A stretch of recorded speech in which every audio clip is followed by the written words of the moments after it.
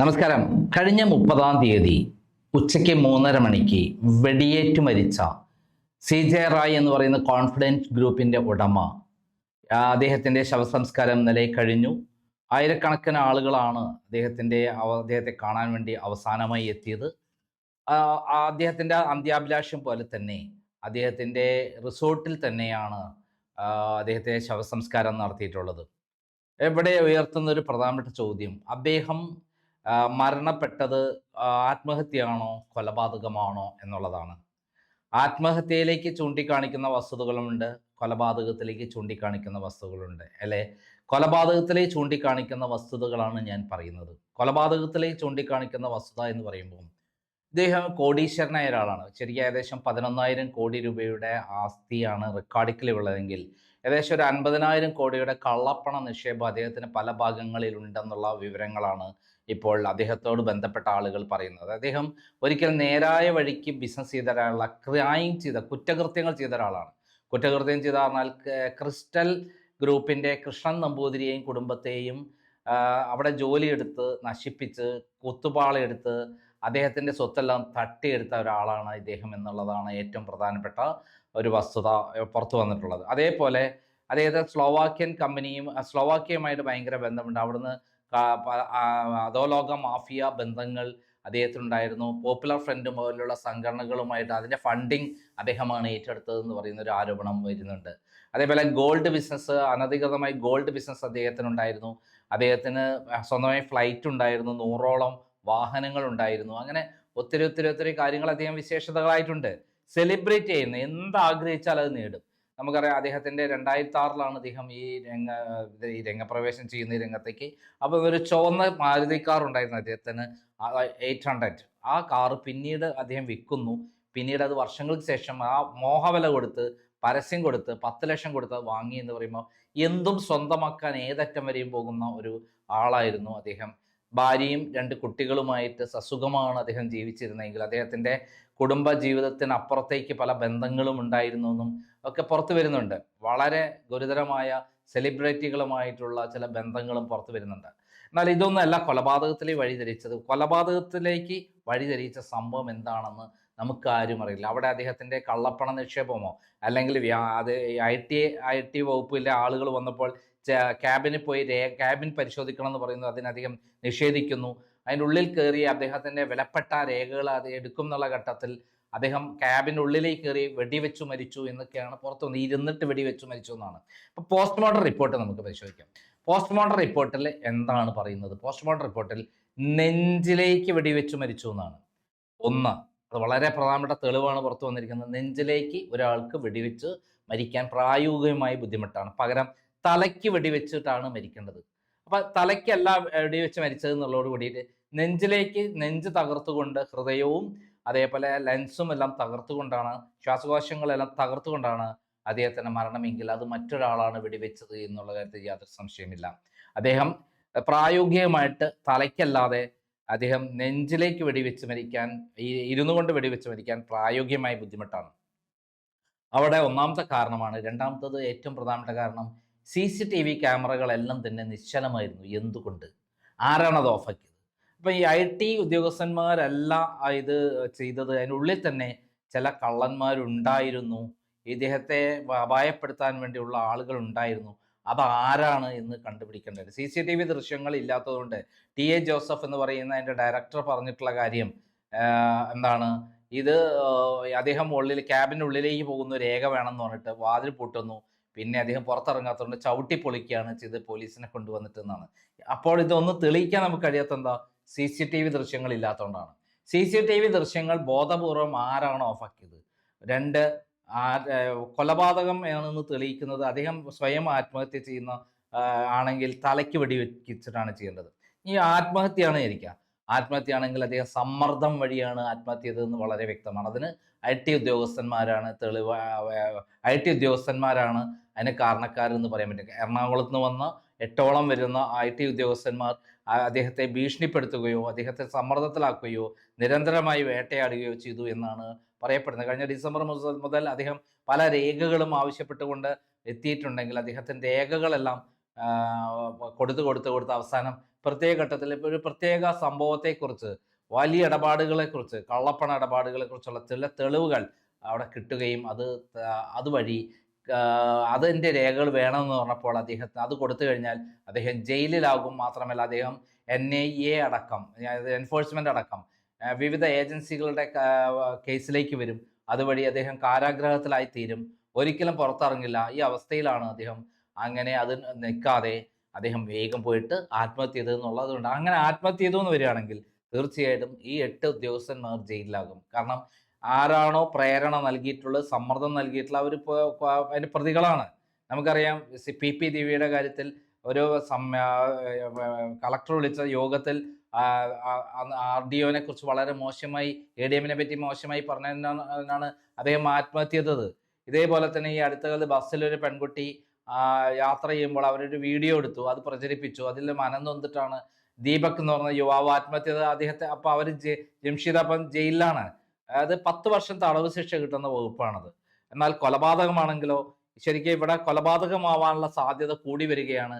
അങ്ങനെയുണ്ടെങ്കിൽ IT ഉദ്യോഗസ്ഥന്മാരെല്ലാം അതിൻ്റെ ഉത്തരവാദികൾ ഇന്ന് വരുന്ന കാര്യമാണ്. IT ഉദ്യോഗസ്ഥന്മാർ അവരുടെ നിയമാനുസരണമുള്ള റെയ്ഡിനല്ല വന്നത്, അവർ ചില ഡോക്യുമെൻ്റ് ആവശ്യപ്പെട്ടിട്ടാണ് വന്നിരിക്കുന്നത്.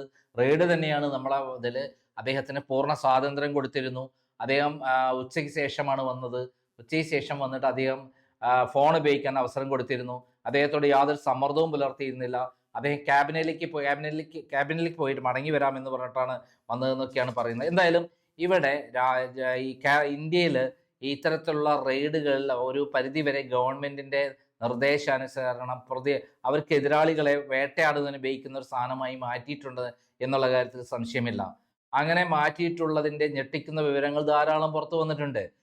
പ്രത്യേകിച്ച് കെജ്രിവാളിനൊക്കെ നമുക്കറിയാം, കെജ്രിവാളിനെയൊക്കെ അറസ്റ്റ് ചെയ്ത രീതിയൊക്കെ വളരെ മോശമായിരുന്നു. അവസാനം കോടതി പറഞ്ഞ എന്താണ്, ഇത് രാഷ്ട്രീയ പ്രതികാരം തീർക്കാൻ വേണ്ടിയിട്ടാണ് അദ്ദേഹത്തെ അറസ്റ്റ് ചെയ്തത് എന്നുള്ളതാണ് പറഞ്ഞത്. ഇതുപോലുള്ള പ്രമുഖ രാഷ്ട്രീയ എതിരാളികളെയൊക്കെ ഇതുപോലെ വേട്ടയാടുന്നുണ്ട് പലരെയും. അങ്ങനെയുള്ള കേസുകളിലെല്ലാം തന്നെ അവിടെ ഭരണം പിടിച്ചെടുക്കാൻ വേണ്ടി ഉപയോഗിക്കുന്ന ഒരു സംഭവമായിട്ട് എൻഫോഴ്സ്മെന്റും അതേപോലെ CBIയും അതേപോലെ NIAയും ഒക്കെ ആയിത്തീരുന്നു എന്ന് പറയുന്നത് വളരെ ഗുരുതരമായ കുറ്റം തന്നെയാണ്. കാരണം അതൊന്നും ഗവൺമെന്റ് അങ്ങനെ ഉപയോഗിക്കാൻ പാടില്ല. ഒരു രാജ്യത്തിൽ എതിരാളികളെ തകർക്കാൻ വേണ്ടി ഇത്തരം സംവിധാനങ്ങൾ ഉപയോഗിക്കുന്നത് തെറ്റാണ്.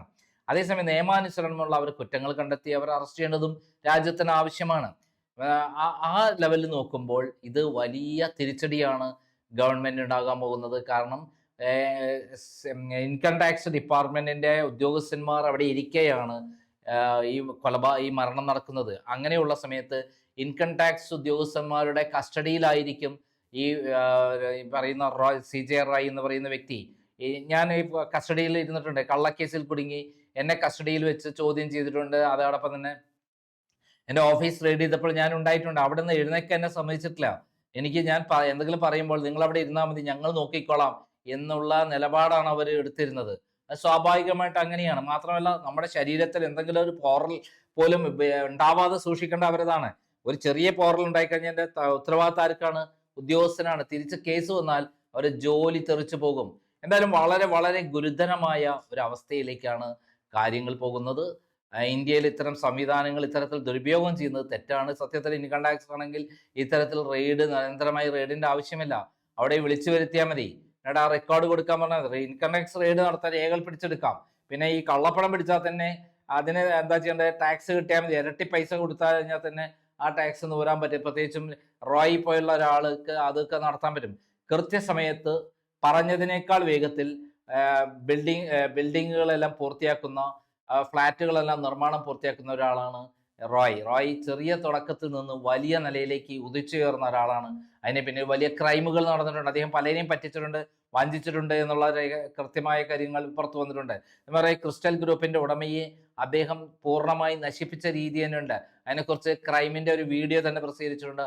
ആ വീഡിയോ ക്രൈം ഓൺലൈനിലാണ് പ്രസിദ്ധീകരിച്ചത്. ആ വീഡിയോയുടെ അത് കമന്റ് ബോക്സിൽ നിങ്ങൾക്ക് ആദ്യം തന്നെ കാണുക. അദ്ദേഹം ക്രിസ്റ്റൽ ഉടമയെ എങ്ങനെ വഞ്ചിച്ചു, എങ്ങനെയാണ് ചതിച്ചത് എന്നുള്ള കാര്യം. എന്തായാലും ഇദ്ദേഹം ഇവിടെ CJ റോയിയെ കൊന്നതാണ് എന്നുള്ളതിന്റെ സുപ്രധാന 2 തെളിവാണ് എന്ത്? ഒന്ന്, തലയ്ക്ക് വെടിവെക്കാതെ നെഞ്ചത്ത് വെടിവെച്ച്. 2, CCTV ക്യാമറ കംപ്ലീറ്റ് ഓഫാക്കിയത്. അത് ആരാണെന്ന് കണ്ടുപിടിച്ചാൽ ആ ആൾക്ക് ഈ കൊലപാതകവുമായി ബന്ധമുണ്ട്. അത് IT ഉദ്യോഗസ്ഥനാവണമെന്നില്ല, ഉള്ളിൽ തന്നെയുള്ള ശത്രുവായിരിക്കാം, ഉള്ളിൽ തന്നെയുള്ള ആളായിരിക്കാം, അവരായിരിക്കാം ഒറ്റ കൊടുത്തിട്ടുണ്ടാവുക. എന്തായാലും ഈ ഇത്രയും കാര്യങ്ങളിൽ ഉള്ളിൽ തന്നെ ശത്രു ഉണ്ടാവുമ്പോഴാണ് നമ്മൾ ശ്രദ്ധിക്കേണ്ടത്. പുറമേയുള്ള ശത്രുവിനെ നമുക്ക് നേരിടാം, അകത്ത ശത്രു വന്നാൽ നമുക്കത് വലിയ ബാധ്യതയെ തരും. മുമ്പ് എൻ്റെ ഓഫീസിൽ വീണ ജോർജിന്റെ കൊട്ടേഷൻ പ്രകാരം 3 പേർ ജോലിക്ക് കയറി. ഒന്ന് ശ്യാം എന്ന് പറയുന്ന തിരുവല്ലക്കാരൻ, ചെങ്ങന്നൂർക്കാരൻ, ഒരു വീണ ജോർജിന്റെ കൂടെ ഇന്ത്യ വിഷനിലൊക്കെ പ്രവർത്തിച്ച ഒരാളായിരുന്നു. രണ്ടാമത്തെ ആള് എന്ന് പറയുന്നത് ശ്രീജിത്ത് എന്ന് പറയുന്ന ഒരു വീഡിയോ എഡിറ്റർ. അയാള് പെണ്ണ് കേസിൽ പെട്ടിട്ട് പോകുന്ന ആളാണ്. പല സ്ഥലത്തുനിന്നും പെണ്ണ് കേസ് മാത്രമായിരുന്നു. അവസാനം അദ്ദേഹം കൊണ്ടുവന്ന ഒരു പെൺകുട്ടി ഇദ്ദേഹവുമായിട്ടുള്ള ഒരു പ്രശ്നത്തിൽ പിടിക്കപ്പെട്ടതായിരുന്നു മുമ്പ് ആ സ്വന്തം കുടുംബം തന്നെ. അപ്പൊ ആ പെൺകുട്ടിയെ ഇവിടെ കൊണ്ടുവന്ന് ആ പെൺകുട്ടിയെ കൊണ്ട് എനിക്കെതിരെ കള്ളപ്പരാതി കൊടുപ്പിച്ച് എന്നെ SC/ST അട്രോസിറ്റിനെ പറഞ്ഞ് ജയിലിലാക്കുകയുണ്ടായി. അത് 34 ദിവസം ഞാൻ ജയിലിൽ കിടക്കേണ്ടി വന്നത്. പക്ഷെ ഭാഗ്യത്തിന് ആ പെൺകുട്ടി തന്നെ സത്യസന്ധമായി ഇവരുടെയൊക്കെ ഇടപാടിനെ എതിർത്തിരുന്ന ആ പെൺകുട്ടി ചിലപ്പോൾ കൊട്ടേഷൻ പ്രകാരം പ്രവർത്തിച്ചു. പകരം സത്യസന്ധമായി എൻ്റെ ഓഫീസിലുള്ള സ്റ്റാഫിന് ഇതാണ് സത്യം, ഞാൻ വർക്ക് റിപ്പോർട്ട് ചെയ്യാൻ പറഞ്ഞതാണ്, ഞാൻ ഇറങ്ങിപ്പോയത്, അല്ലാതെ വേറൊന്നുമല്ല എന്ന് പറഞ്ഞ് അവരുടെ ഫോൺ സംഭാഷണം, എൻ്റെ ഓഫീസിലുള്ള മറ്റു സ്റ്റാഫുമായിട്ടുള്ള ഫോൺ സംഭാഷണം കോടതിയിൽ എത്തിയതോട് കൂടിയിട്ടാണ് ഞാൻ രക്ഷപ്പെടുന്നത്. ഹൈക്കോടതിയൊക്കെ ജാമ്യം, അതിൽ എറണാകുളം സെഷൻസ് കോടതി, പ്രിൻസിപ്പൽ സെഷൻസ് കോടതി ശ്രീമതി ഹണിയം വർഗീസ് എടുത്ത നിലപാട് ഒരിക്കലും അംഗീകരിക്കാൻ പറ്റുന്നില്ല. ഒരു നീതിന്യായ വകുപ്പിന് ചേർന്നതല്ല, ജുഡീഷ്യറിക്ക് തന്നെ അപമാനമായിട്ടുള്ള ഒരു തീരുമാനമാണ്, വിധിയാണ് അവർ പറഞ്ഞിട്ടുള്ളത്. കാരണം അവിടെ കൃത്യമായ തെളിവുകൾ എനിക്ക് അനുകൂലമായിരുന്നു. എന്നിട്ട് എനിക്ക് ജാമ്യം തന്നിട്ട് എന്നെ ജയിലിൽ കടത്തി. പ്രത്യേകിച്ചും അന്ന് വീണിട്ട് എൻ്റെ കാലിന് പരിക്ക് പറ്റിയിരുന്നു. ഒരു കുളിമുറിയിൽ വെച്ച് ഇവിടെ ജയിലിൽ വെച്ച് കുളിമുറിയിൽ വെച്ച് കാല് വഴുതി വീണിട്ടും എനിക്ക് ആ പരിഗണന പോലും തന്നില്ല. കാരണം എൻ്റെ കേസിൽ വ്യക്തമായി ഏറ്റവും പറഞ്ഞ കാര്യം പൊളിഞ്ഞു.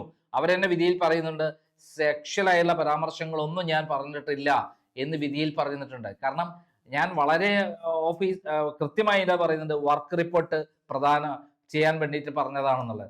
ഇപ്പൊ ഇവിടെയൊക്കെ തന്നെ നമ്മൾ പരിശോധിക്കേണ്ട കാര്യം, വളരെ ഗുരുതരമായിട്ടുള്ള ഇത്തരം കാര്യങ്ങളിൽ നമ്മൾ ആദ്യം മനസ്സിലാക്കേണ്ടത്, ഇവിടെ ആള് വെടിവെച്ച രീതിയും അതേപോലെ രണ്ടാമത് ഇത് ഓഫാക്കിയത്, CCTV ക്യാമറ ഓഫാക്കിയതും വളരെ തെറ്റായൊരു ഏറ്റവും പ്രധാനപ്പെട്ട തെളിവായി മാറും എന്നുള്ള സംശയമില്ല. ആരാണോ കള്ളൻ കപ്പലിൽ തന്നെ എന്നുള്ളതാണ് ഇപ്പോൾ വരുന്നത്. നന്ദി, നമസ്കാരം.